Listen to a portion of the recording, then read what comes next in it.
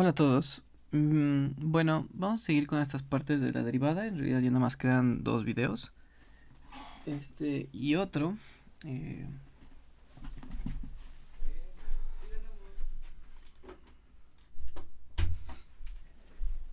bueno, en estos videos lo que voy a hacer es tratar de demostrar dos teoremitas que, bueno, estaba pensando en demostrarlos, ¿no? Porque son un poquito complicados.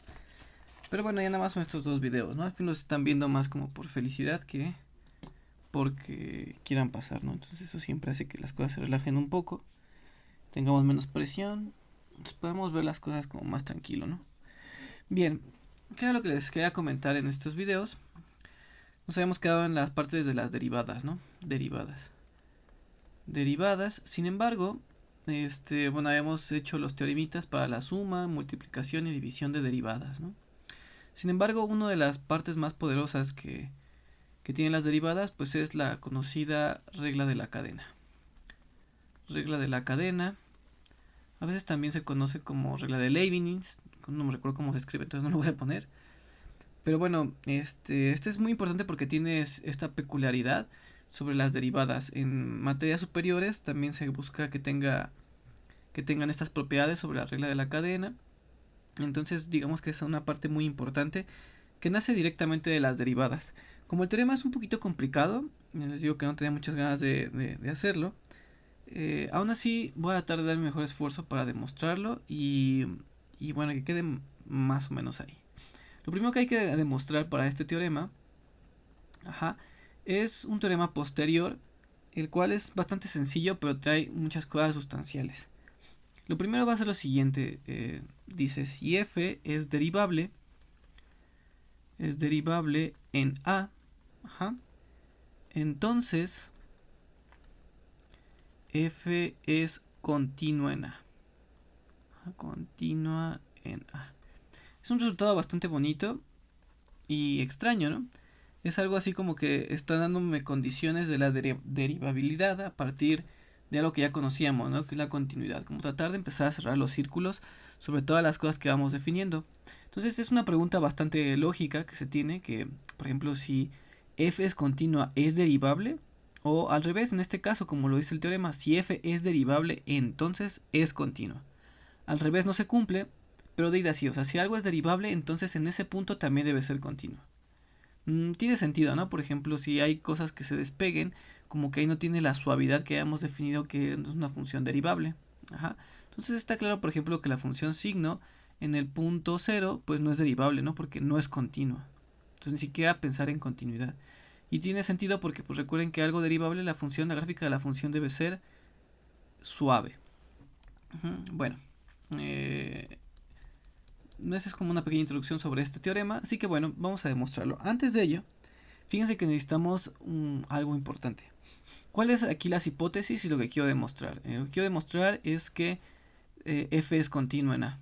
Y nuestras hipótesis principales es que f es derivable. Entonces necesitamos como tratar de meter de alguna manera una definición en la otra. Entonces vamos a ponerla así, ¿no? Hipótesis. Vamos a ponerlo como azul y vamos a poner que la hipótesis principal es que f es derivable en a, ¿no? F es derivable en a. ¿Y qué significa que algo sea derivable? Bueno, significa que este límite exista, ¿no? ¿Recuerdan? Que el límite cuando h tiende a 0 de f de a más h menos f de a entre h exista, ¿no? Que este límite existe. ¿Y cuál es el valor de este límite? Ah, bueno, pues la derivada. Es que ya al principio también tenía medio confuso las cosas, como de, bueno, ¿qué demonios? O sea, estoy definiendo algo a partir de si existe un límite, ¿no? Pero bueno, si este límite no existe, entonces no es derivable, ¿no? Así que bueno, nos entendamos que este es el valor del límite y que pues es la derivada. Entonces esta es mi hipótesis principal, que f es derivable. Por lo tanto significa que este límite existe. Sin embargo, fíjense que quiero ponerlo con esta idea de continuidad, ¿no? Entonces vamos a poner ahora aquí una definición que es a lo que quiero llegar. Vamos a ponerle como objetivo. Objetivo. El objetivo es demostrar que es continua. ¿Y qué significa que sea continua una función? Si recuerdan, la definición es el límite cuando x tiende a de f de x es igual a f evaluado en a. Esto de aquí significa que una función es continua, ¿ok? Entonces, bueno, si esto que es continua, fíjense que quisiera encontrar esta definición dentro de lo de derivada, para yo poder, digamos que sacar alguna conclusión, ¿no? Pero aquí hay algo importante. Fíjense que aquí tengo una variable que es h y por otro lado tengo la variable que es x.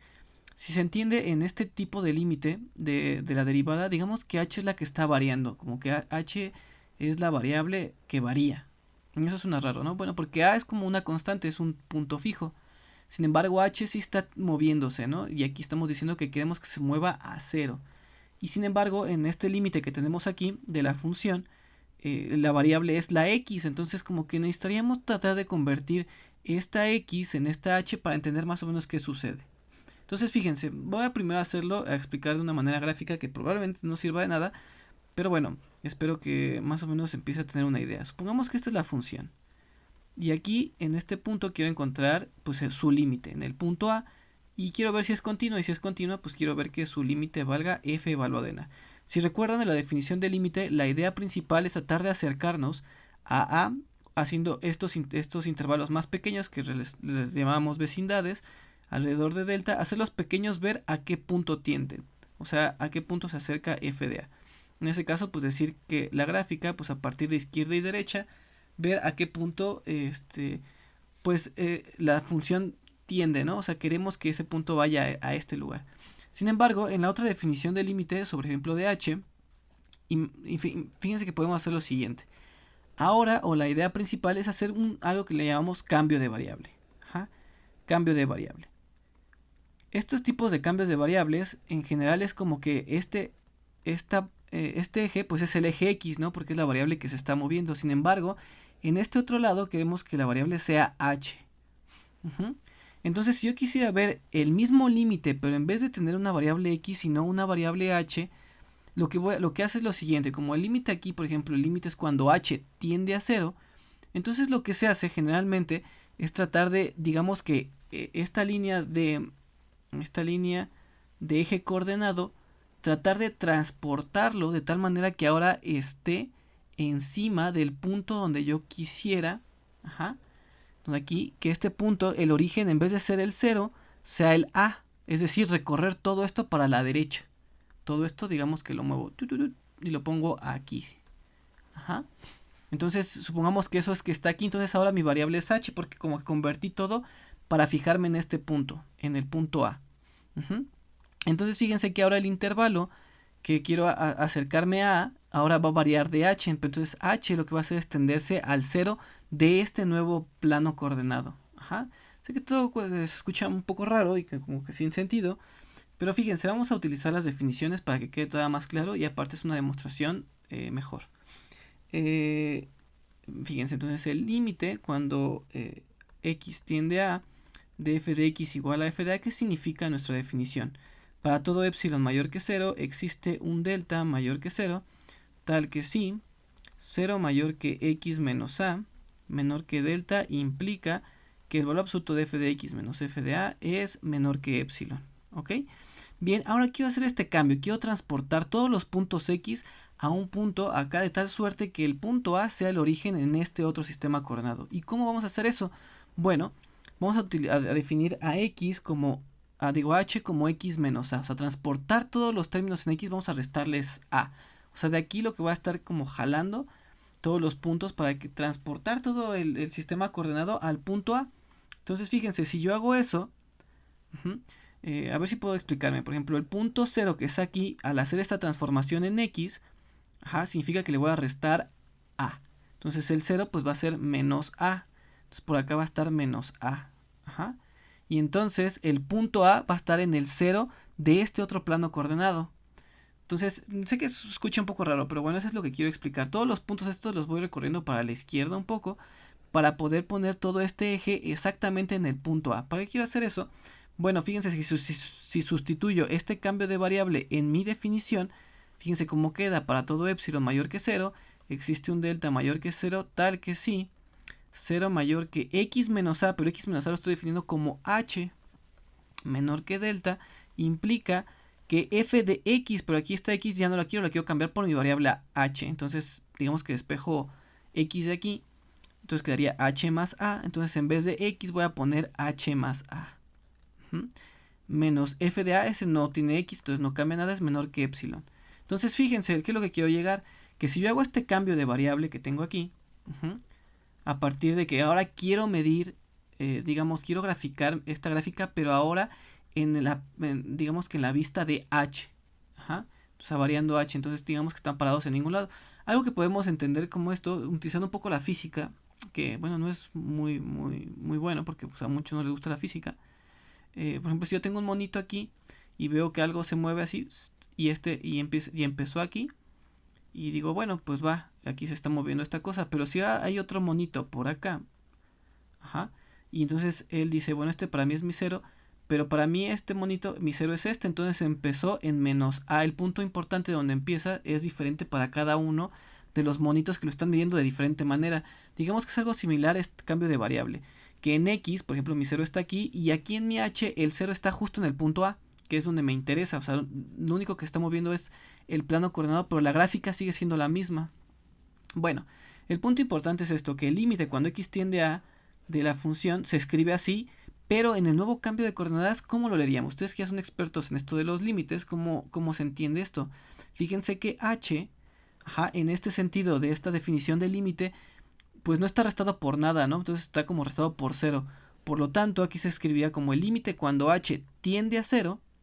Pero ¿de qué función? Antes aquí teníamos f de x. Voy a poner con azul. Esta es f de x, la que tenemos aquí puesta en la definición de límite. Pero ahora tengo f de h más a. Entonces lo que estoy en verdad sacando es el límite cuando h tiende a 0 de esta función. H más a. Y es igual al límite a este, que es f de a. Entonces fíjense, lo que quiero decir es que el límite que nosotros conocíamos para continuidad en un punto, que es este, es el que siempre hemos hablado, si yo hago un cambio de variable se puede convertir en este otro. Y es exactamente lo mismo, solamente son definiciones vistas de diferentes puntos de vista, desde diferentes planos coordenados. Ok, entonces fíjense, son iguales. Bueno, ¿qué tiene que ver esto con lo que les estoy diciendo? Bueno, si este de aquí lo reescribo de la siguiente manera, o más bien me pregunto, o sea, el límite cuando h tiende a 0 y este de aquí lo paso para el otro lado, menos f de a igual a 0, fíjense que tiene un aspecto parecido al de la derivada. ¿Ya vieron? Este pedazo. Todo esto que les acabo de comentar del cambio de variable es para tratar de ver la continuidad metida dentro de esto de la definición de derivada. ¿Ok? Entonces fíjense, la hipótesis principal es que es derivable y el objetivo es que sea continua. Entonces, en vez de utilizar esta definición de continuidad, que es la que siempre hemos usado, voy a utilizar esta otra porque aquí ya tiene un aspecto parecido a la de derivada que nosotros tenemos. ¿Ok? Entonces fíjense, vamos a comenzar por eso, ¿no? Fíjense que si algo es continua es similar a decir que este límite es igual a 0. Entonces esa es una buena idea para empezar a comenzar nuestra demostración. Entonces ahora supongamos, o más bien consideremos el siguiente cálculo. No sabemos cuánto vale, ¿ok? El límite cuando h tiende a 0 de f de h más a menos f de a. Bueno, aquí vamos a ponerlo un paréntesis para que se entienda que el límite es sobre todo esto. Vamos a calcular cuánto vale este límite, ¿ok? No sabemos cuánto vale. Entonces vamos a hacer aquí un truquito para calcular este límite. Entonces esto es igual al límite cuando h tiende a 0 y voy a multiplicarlo por un h y dividirlo entre un h. Fíjense, algo importante de este cambio es que h nunca es 0. Porque estoy diciendo que h es diferente de 0, o sea, solo es el límite.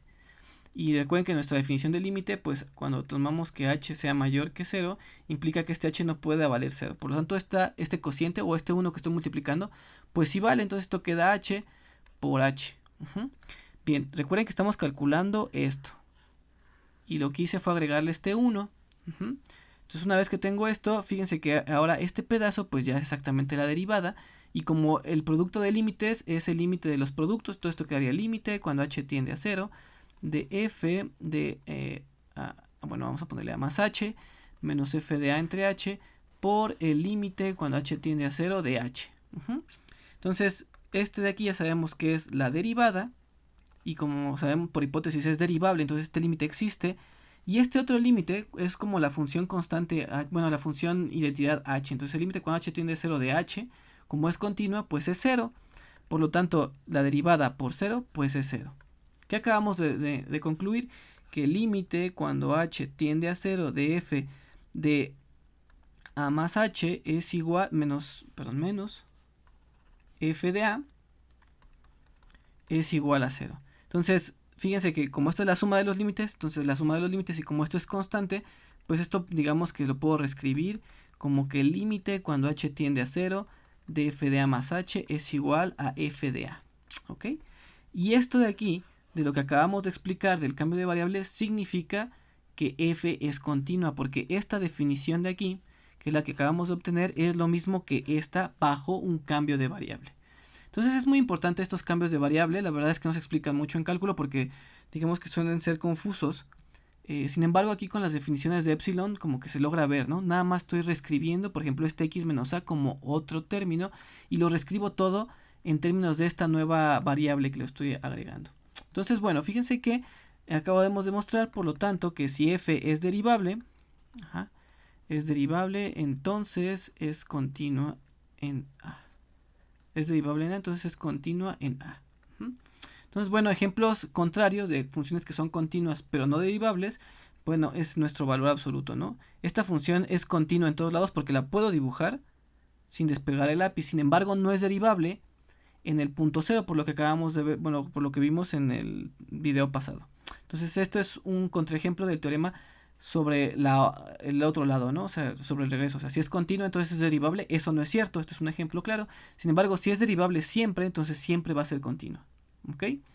¿Para qué es este teorema y por qué es importante para lo que nuestro objetivo, que es la derivada de la composición? No van a decir, bueno, ¿para qué quieren todo esto? Sí, yo no entiendo. Bueno, algo importante también es que fíjense que esto que les acabo de contar sobre la derivada, sobre el cambio de variables sobre los límites, este que está aquí, lo estaba buscando, este y este, también lo podemos aplicar. ¿Qué pasa si yo hago un mismo cambio de variable con la misma idea de h igual a x menos a, pero ahora sobre la definición de derivada? Fíjense cómo quedaría. El límite cuando x tiende a, de f, y aquí sustituyo h por x menos a. Entonces aquí se quedaría a más x menos a y menos a se cancela, entonces quedaría f de h menos f de a, aquí no se hace nada, y h quedaría como x menos a. Esto de aquí es una definición alterna a la que nosotros dimos cuando definimos derivada. Entonces esto es derivación y esto también es derivación. O sea, son dos definiciones equivalentes que son iguales por lo que acabamos de decir, porque bajo este cambio de variable las definiciones son las mismas. Entonces, bueno, todo esto es para explicarles esto, de que tenemos diferentes formas de calcular la derivada, con esta, la que tengo en azul, o esta que tengo en blanco. A mí me gusta mucho más la azul porque tiene un sentido más gráfico. Este también, pero bueno, este me gusta menos. Y bueno, el punto importante es eso, ¿no? Que cualquiera de las dos funciona. Bueno, vayámonos a lo que nos incumbe, que en este caso es la derivada de la composición, ¿ok? Fíjense que vamos a ver esto que es f compuesto. Vamos a hacer primero algunos rayones sin sentido. Si recuerdan, la definición de composición es una nueva función que se define así, ¿ok? Entonces, si queríamos ver la derivada o calcular la derivada de esta nueva función en el punto A, pues nos vamos a la definición usual, ¿no? Cuando h tiende a 0, y fíjense que este quedaría como f compuesto con g, evaluado en a más h, menos f compuesto con g, evaluado en h. Todo esto dividido entre h. ¿Vale? Entonces, fíjense que yo quisiera, bueno, esto lo voy a escribir ya poniendo la definición de composición, y esto queda f con g evaluado en a más h, menos f con g evaluado en h. Todo esto en h. Entonces, fíjense que yo quisiera que esto se pareciese a la definición de derivada tanto de f y g, porque bueno, en nuestro teorema que queremos de composición de funciones, que la derivada viene con unas hipótesis, ¿no? Primero que f sea derivable en un punto y que g sea derivable en a, por ejemplo. Entonces, bueno, la idea principal de este teorema es el siguiente, es multiplicar por un 1, igual que hace rato lo hicimos, de tal suerte que esto va a quedar así, miren, f de g de a más h menos f de g evaluado en h. Todo esto y lo dividimos entre bueno, lo vamos a multiplicar entre un 0, que es bien importante, que bueno, lo voy a poner aquí para que quede un poquito más claro. Lo voy a multiplicar por g de a y lo voy a dividir entre g de a más h menos g de a.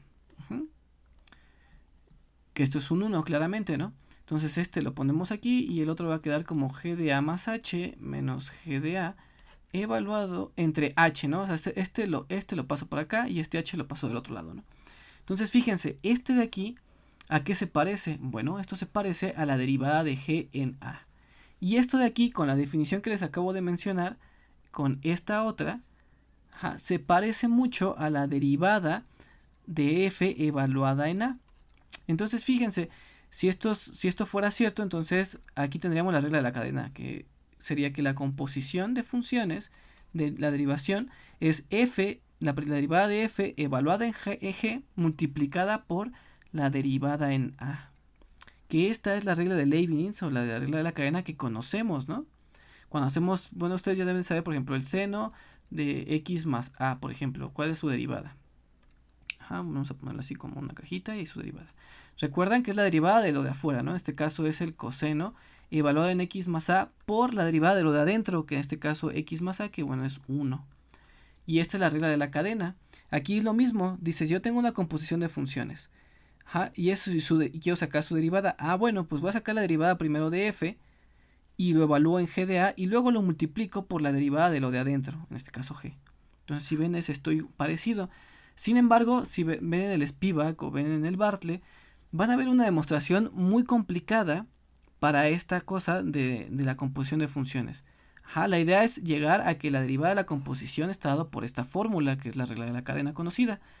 Sin embargo, y bueno, la idea es esa, o sea, simplemente lo que hago es multiplicarlo por este 1 súper especial, acomodarlo de esta manera, darme cuenta que el lado derecho es la derivada de g y que el lado izquierdo es la derivada de f evaluado en g de a. Entonces, esto es como bien complicado. Bueno, no es tan complicado pues, porque pues aquí ya sale directamente. Sin embargo, el libro toca un punto que es un poquito complicado de entender al principio, pero es como bastante sutil, ¿no? Aquí el problema es esta multiplicación. Este término por el que yo estoy multiplicando por este 1, cabe la posibilidad de que g de a más h menos g de a sea 0. Y si este término es 0, entonces este término que estoy dividiendo entre, multiplicando por este 1 que yo estoy diciendo, sería 0 entre 0. ¿Y 0 entre 0 cuánto vale? Bueno, si aprendieron algo de mi curso, maldita sea, esto sería 1 por 1 entre 0.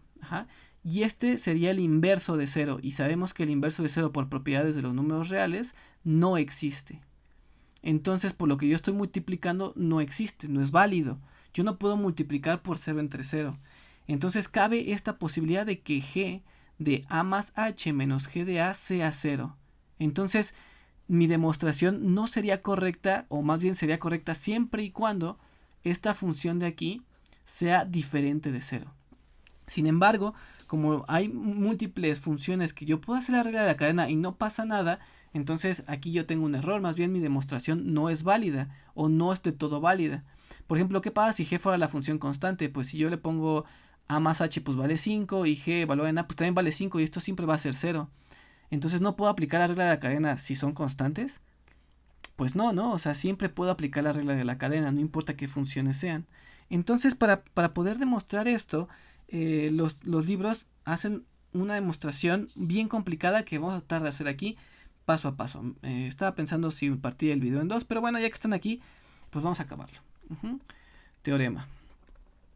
Espero no alargarme mucho, aunque es medio tardado. Si g es derivable en a y f es derivable en g de a, fíjense que aquí es importante ver los puntos en donde son derivables. Tanto g es derivable en a y f debe ser derivable en g de a porque quiero hacer la composición, ¿no? Entonces no tendría sentido en que pues estén en el mismo punto, ¿no? Entonces la derivada de f compuesto de g, Entonces f compuesto que es derivable en A y pues su derivada está dada por la fórmula que acabamos de ver hace rato, ¿no? Sería f', la derivada de g evaluada en A por la derivada de g. Entonces fíjense que esta es nuestra regla de Leibniz o regla de la cadena, ¿ok? Entonces, una vez introducido el problema principal, que bueno, lo vuelvo a repetir, es que en nuestra demostración esta, que para mí es muy exacta, generalmente es la que doy porque luego como que no quiero complicar a los alumnos, digo, bueno, nada, multiplico por esto, me doy cuenta de esto y listo, ¿no? Sin embargo, pues aquí alguien que sea más útil se preguntará, bueno, ¿y aquí qué sucede, no? ¿Qué pasa si es 0 entre 0? Entonces, vamos a centrarnos en que el problema es ese, o sea, ¿qué pasa si eso es 0 entre 0? ¿Ok? Así que bueno, ¿qué? Ah, sí. Entonces, para ello, fíjense lo que hacen es, recuerden que el problema principal es que yo quisiera que esa división no se indetermine. Ajá, o sea, que siempre se pueda, o sea, que no sea 0. No, bueno, que no sea 0 entre 0. Entonces, ¿qué es lo que se hace? Voy a defino una nueva función que es muy particular. Va a ser f de g de a más h menos f evaluada en g de a entre g de a más h menos g de a. Fíjense que este término de aquí, voy a regresar a mi bosquejo. Fíjense que lo que acabo de escribir es exactamente esto, perdón, esto. Ajá. Estoy escribiendo esta función de aquí. Fíjense que es lo mismo. Y voy a agarrar una función que va a valer esto siempre y cuando g de a más h menos g de a sea diferente de 0. Para que esto exista, no haya ningún problema. Ahora, si esto de aquí es 0, si g de a más h menos g de a es 0, entonces esto de aquí va a valer f' de g de a, o sea, la derivada. Entonces, si ven, es un poquito como parchar la idea, o sea, en verdad siempre funciona lo que había esbozado, sin embargo, aquí hay que hacerlo como de manera formal. Entonces, fíjense, ¿esta función qué tiene de particular o de qué sirve? Bueno, estoy definiendo una función de tal suerte, esta función, de tal suerte que va a valer esto, siempre y cuando el denominador no sea 0. Si es 0, ahora va a valer esto otro. Entonces es medio raro, ¿no? O sea, cuando no pueda definir bien esto, entonces va a valer la derivada. Entonces mi punto importante es fijarme qué es lo que pasa con phi de h cuando h tiende a 0. Vamos a poner aquí un implica. ¿Qué le pasa a esta función cuando h tiende a 0? ¿Es continua? Esta función es continua en h igual a 0. Nuestro objetivo sería que sí, ¿no? Porque recuerden que nuestro objetivo es obtener este límite cuando h tiende a 0, o sea que esto exista de esto. Entonces, en realidad lo que estamos haciendo es que poniéndole un nombre al límite que queremos ver que en verdad existe. Entonces, bueno, ese es el rollo, o sea, sí es medio complicado y a veces yo también cuando lo veo digo, bueno, pues si ya está, ya funciona, pues bueno, no hay ningún problema, ¿no? Sin embargo, pues hay que hacerlo de manera correcta. Entonces, bueno, para checar todo esto, vámonos a nuestras hipótesis principales, que es que g es derivable en A y que f es derivable en g de A. Entonces vamos a ponerlas. Siempre es bueno poner aquí nuestras hipótesis. Y bueno, la hipótesis principal, bueno, es que f es derivable en A, ¿ok? Entonces vamos a ponerle, vamos a llamarle que el límite cuando k tiende a 0 de f de g de a más k menos f de g de a entre k. Fíjense que esto se parece mucho a la definición, bueno, es la definición de derivada, ¿no? O sea que este es f, aparte no es derivable en a, perdón, es derivable en g de a. O sea, la definición de derivada en g de a es esto, ¿no? Salvo que aquí no uso una h, sino utilizo otra variable que se va a llamar k para no confundirme con la h de la derivada de g. ¿Ok? Entonces, fíjense, aquí, si digo que f es derivable en g de a, significa que f lo evalúo en el punto de derivación más una constante, en este caso k, y veo dónde es derivable y lo divido entre la variable esta, ¿no? Entonces, esta es mi definición de derivada. Sin embargo, vamos a tomarla como la definición usual, ¿no? Así. Esto significa que para todo epsilon mayor que 0 existe un delta prima mayor que 0, tal que si h, digo k, porque k es el que está tendiendo a 0, k es menor que delta prima, implica que esto de aquí, f de g de a más k menos f de g de a entre k menos el límite, el valor del límite que es este, f' de g de a, es menor que epsilon, ¿no? Por nuestra definición de límite, ¿no? Entonces, bueno, ya tenemos eso, ¿no? Ya tenemos la definición del límite. Y ahora vamos a meter nuestra otra definición, que es que g es continuo en a. Continuo en a. Entonces, bueno, es igual, ¿no? Para todo epsilon, vamos a llamarle aquí epsilon prima, mayor que 0, existe un delta mayor que 0, tal que si 0 menor que, bueno, que g sea continua, pues sabemos que significa que el límite, y lo vamos a poner con la variable h como lo hicimos hace rato, que también por eso quería meter el teorema anterior. G de a más h es igual a g de a. Quiero escribirlo así. Entonces esto es h menor que delta, implica que esto es continuidad, ¿no? Recuerden, g de a más h menos g de a es menor que, en este caso, epsilon prima, ¿ok? Ahora, fíjense algo importante. G de a más h menos g de a, fíjense que viene muy ligado, más bien viene directamente de la definición, ¿ok? Entonces, de la definición de phi de h. Recuerden que nuestro objetivo ahorita es ver qué pasa con esta función rara que acabamos de definir. Aquí lo que pusimos fueron las hipótesis, y tanto de como que f es continua, es derivable en g de a, y g es continua en a, ¿ok? Entonces, miren, vamos a fijarnos en este phi de h, ¿ok? Entonces, bueno, nuestro objetivo, o vamos a ponerlo ahora en azul, entonces el objetivo es analizar phi de h, ¿no? Phi de h, y pues en general el límite cuando h tiende a 0 de esta función, ¿ok? Esto es nuestro objetivo, ¿vale?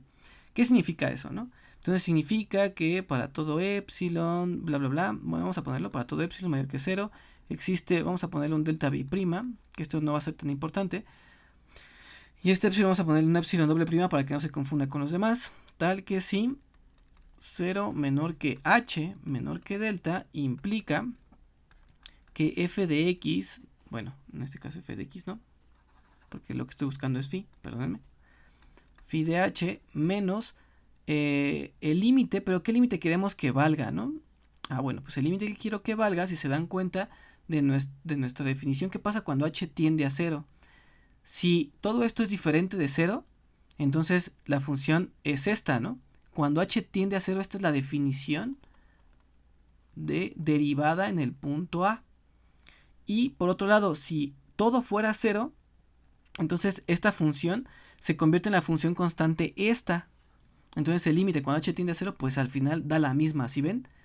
Ese es el chiste de esta función, que cuando h tiende a 0, ambas valen lo mismo. Entonces como que estamos parchando todo ahí de esta función, ¿no?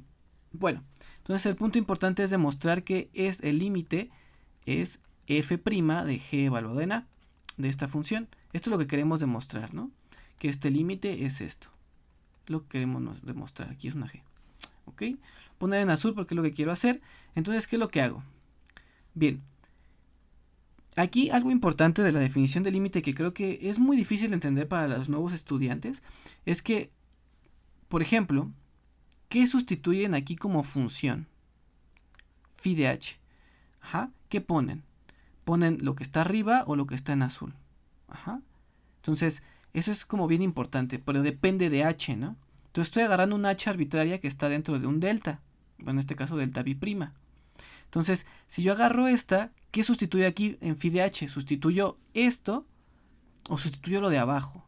Bueno, pues de nuestra definición depende si esto de aquí es 0 o no es 0. Entonces se divide en dos casos que debo de analizar. Entonces, es eso, ¿no? Vamos a ponerlo. Primer caso.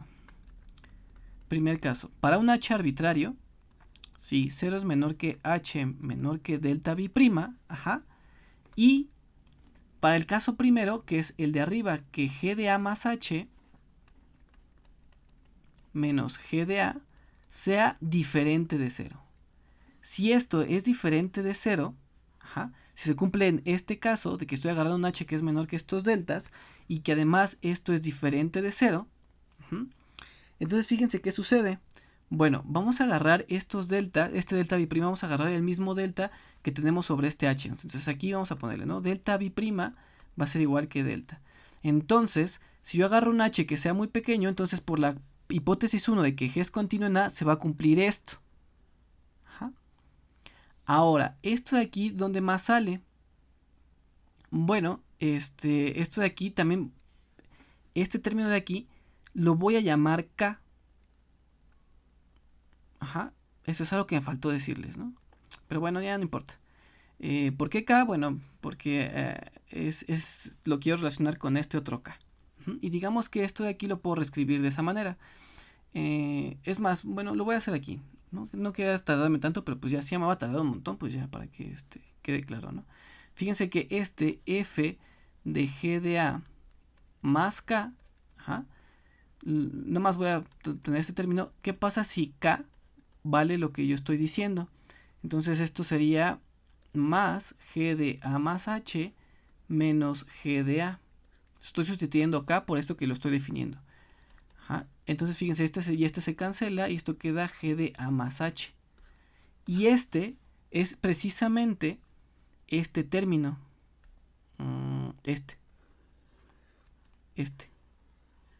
G de a más h adentro. ¿Ya vieron?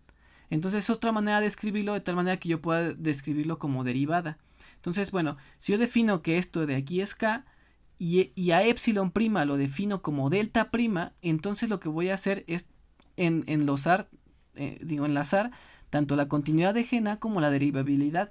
Entonces, si esto es menor que delta, entonces también se va a cumplir esto que está aquí. Ajá. Entonces, ¿qué acabo de demostrar? Si h es menor que este delta, se cumple esto. Como esto es diferente de 0, entonces se cumple esto. Y esto implica esto que está aquí. Ajá. En otras palabras, como esto es diferente de 0, entonces la función ahora sí toma el primer caso, que vale esto. Entonces lo voy a poner. Entonces la función, como en este caso, implica que la función phi de h va a valer pues esto que está acá arriba, ¿no? Que era f de g de a más h menos f de a entre g de a más h menos g de a, ¿cierto? Sí, ¿no? No me equivoqué, aquí me equivoqué, perdónenme. Aquí es g evaluado en a. G evaluado en a. Entonces, pues este phi de h pues es esto y ya. Bien, ahora ¿qué? Ah, sí. Entonces, esta desigualdad que quiero demostrar que es menor que epsilon, pues se va a convertir en f de g de a más h menos f de g de a entre g de a más h menos g de a menos f' de g de a.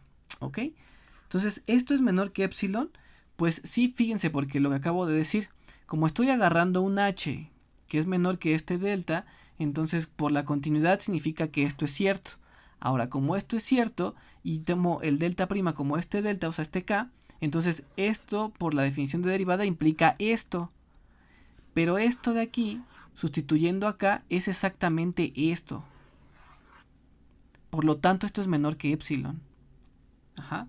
Que es exactamente lo que quería. Para el caso 1 estoy demostrando que todo esto, que en realidad es el phi de h menos la derivada de g en a, es menor que epsilon.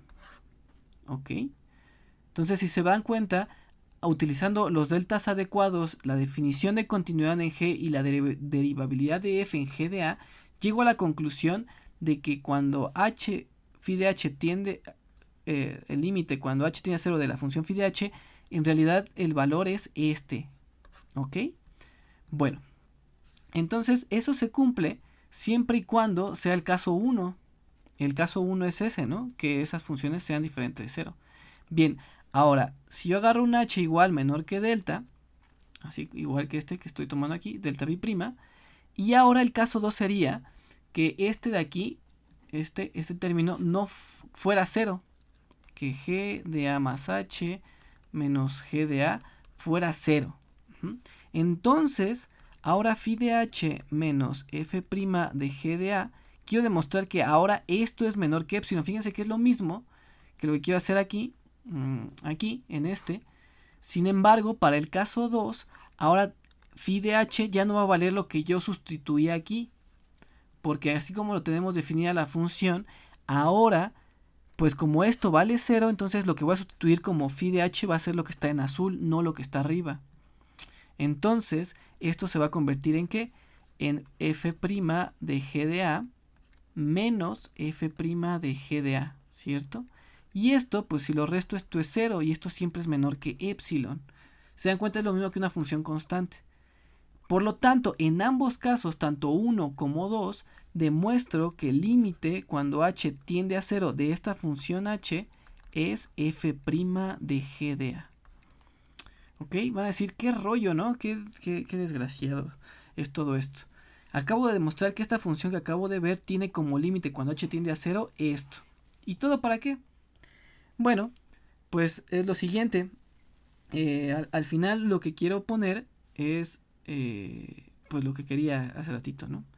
Que es esto, ¿no? Que lo que quería, vamos a repetir esto, f compuesto con g. Recuerden que el límite cuando h tiende a 0 de f compuesto con g de a más h menos f compuesto con g de a, todo esto dividido entre h.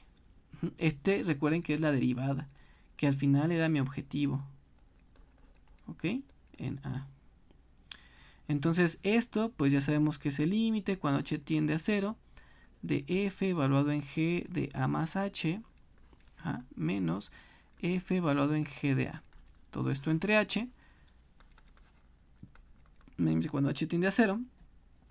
Este lo reescribo como les había enseñado, como un f de g de a más h. No, un g de a. No, mejor sí vamos a dejarle aquí. No, ya sé, vamos a ponerlo como les digo. Aquí le sumo y le resto una cosa, miren. G de a más h menos g de a. Esto aquí en un paréntesis. Más g de a. Solo le sumé y le resté g de a. Menos f de g de a. Todo esto dividido entre h. Pero ahora lo voy a multiplicar por este 1 mágico que les había comentado.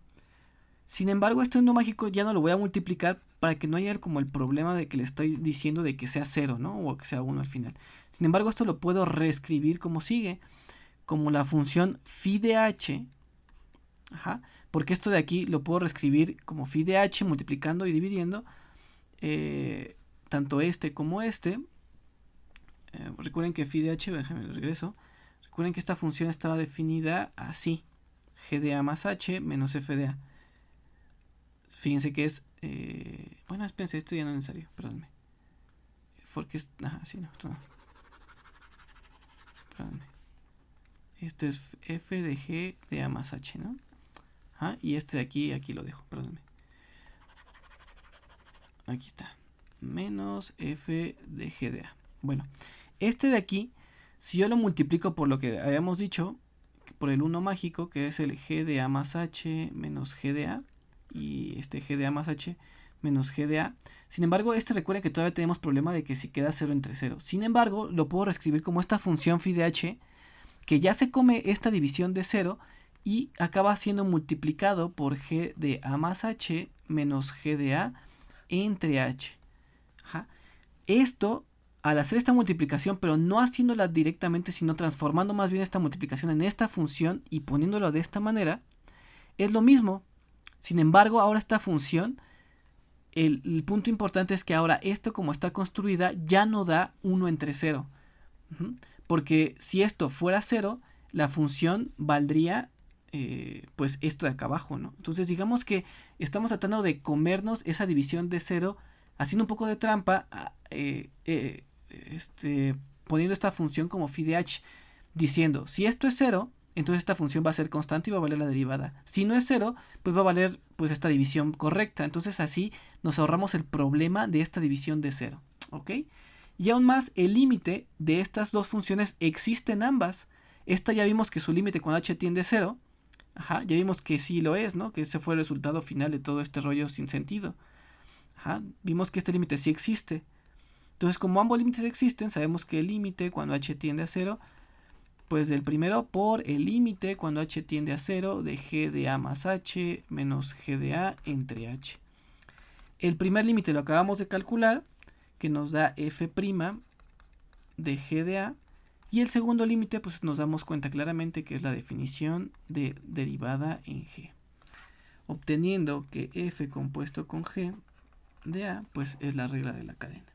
Si ven, pues sí es tardado, es confuso, es tedioso, pero bueno, creo que es, digamos que el paso final para ver si todo el mundo entendimos lo que es derivada y lo que es continuidad y límite, o sea, trae como todo ahí. Bueno, ojalá haya quedado claro, si no, bueno, ahí está el Spivak, ¿dónde está el Spivak? Creo que no lo tengo abierto. Aquí miren, este también en el Bartlett. Y aquí miren, regla de la cadena. Ajá, aquí hace toda esta función definida. Aquí explica también por qué hay unos detalles. Y aquí hace exactamente lo mismo que les acabo de hacer. Y aquí acaba la definición. ¿Vale? Es importante que si no lo entendieron bien, pues lean el problema. También aquí en el Bartlett, pues aquí cuenta pues lo mismo, ¿no? Aquí lo hace un poquito diferente. A ver, espérenme, ¿dónde está? No, aquí está, regla de la cadena. Entonces aquí, por ejemplo, la idea de la regla de la cadena es observar este cociente, que es el que le estaba comentando. Esto sugiere un valor límite correcto. Desafortunadamente, el primer factor del producto puede no estar bien definido el denominador, o sea, que es 0 para valores próximos a e. Entonces, para salvar la demostración o esta dificultad, pues definen las funciones. Aquí no se ve, pero bueno, se define una misma función que le estábamos hablando. Así que bueno, pues espero que haya quedado claro. Este es el último de los temas sobre la derivación. En realidad, el teorema es lo único que es asequible. Ustedes ya saben derivar por regla de la cadena, ¿no? Entonces eso ya es sencillo. Sin embargo, es bueno ver de dónde viene. Ajá. El último paso de todo esto va a ser el teorema de Taylor, o el desarrollo de expansiones de Taylor de funciones continuas. Y ese, bueno, va a ser el último video. Bueno, como ya en mi curso se acabó, si alguien más que no es de mi curso o quien sea quiere tocar algún tema del Spivak o que tenga que ver con cálculo, pues ahí déjenme en los comentarios y bueno, veré si tengo tiempo de hacerles un video, ¿vale? Bueno, espero estén bien, cuídense, nos vemos en